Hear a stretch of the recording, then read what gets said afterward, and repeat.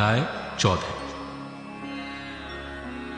फिर मैंने दृष्टि की और देखो, वो मेमना सिय्योन पहाड़ पर खड़ा है और उसके साथ 144,000 जन हैं, जिनके माथे पर उसका और उसके पिता का नाम लिखा हुआ है।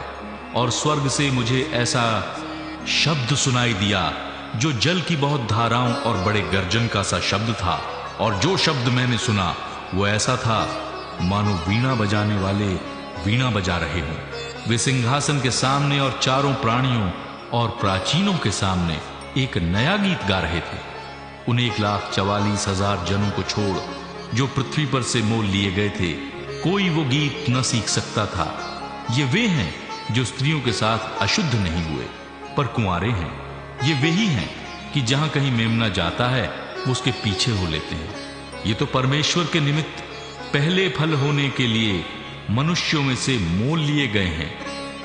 उनके मुंह से कभी झूठ ना निकला था, वे निर्दोष हैं। फिर मैंने एक और स्वर्गदूत को आकाश के बीच में उड़ते हुए देखा, जिसके पास पृथ्वी पर के रहने वालों की हर एक जाति और कुल और भाषा और लोगों को सुनाने के लिए सनातन सुसमाचार था। उसने बड़े शब्द से कहा, परमेश्वर से डरो और उसकी महिमा करो, क्योंकि उसके न्याय करने का समय आ पहुंचा है।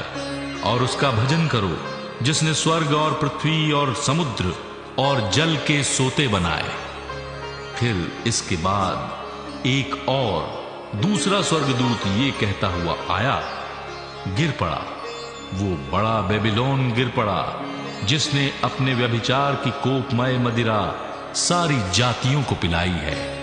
फिर इसके बाद एक और तीसरा स्वर्गदूत बड़े शब्द से ये कहता हुआ आया, जो कोई उस पशु और उसकी मूर्ति की पूजा करे और अपने माथे या अपने हाथ पर उसकी छाप ले, वो परमेश्वर के प्रकोप की निरी मदिरा जो उसके क्रोध के कटोरे में डाली गई है पिएगा, और पवित्र स्वर्गदूतों के सामने और मेमने के सामने आग और गंधक की पीड़ा में पड़ेगा।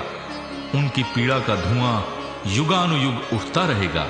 और जो उस पशु और उसकी मूर्ति की पूजा करते हैं और जो उसके नाम की छाप लेते हैं, उनको रात दिन चैन न मिलेगा।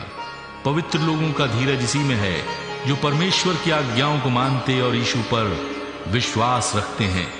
फिर मैंने स्वर्ग से ये शब्द सुना, लिख, जो मृतक प्रभु में मरते हैं वे अब से धन्य हैं।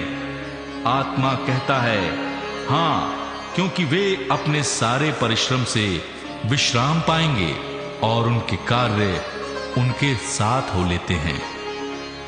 मैंने दृष्टि की और देखो, एक उजला बादल है और उस बादल पर मनुष्य के पुत्र सरीखा कोई बैठा है, जिसके सर पर सोने का मुकुट और हाथ में चोखा हंसुआ है।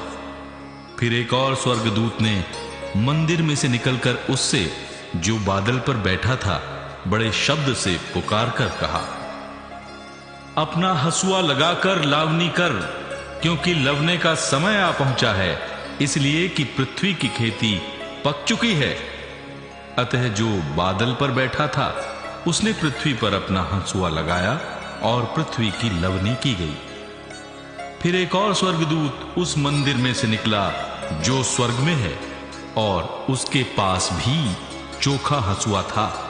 फिर एक और स्वर्गदूत जिसे आग पर अधिकार था वेदी में से निकला, और जिसके पास चोखा हंसुआ था उससे ऊंचे शब्द से कहा, अपना चोखा हंसुआ लगाकर पृथ्वी की दाखलता के गुच्छे काट ले, क्योंकि उसकी दाख पक चुकी है। तब उस स्वर्गदूत ने पृथ्वी पर अपना हंसुआ लगाया और पृथ्वी की दाखलता का फल काटकर अपने परमेश्वर के प्रकोप के बड़े रसकुंड में डाल दिया। और नगर के बाहर उस रसकुंड में दाख रौंदे गए, और रसकुंड में से इतना लहू निकला कि घोड़ों की लगामों तक पहुंचा और 100 कोस तक बह गया।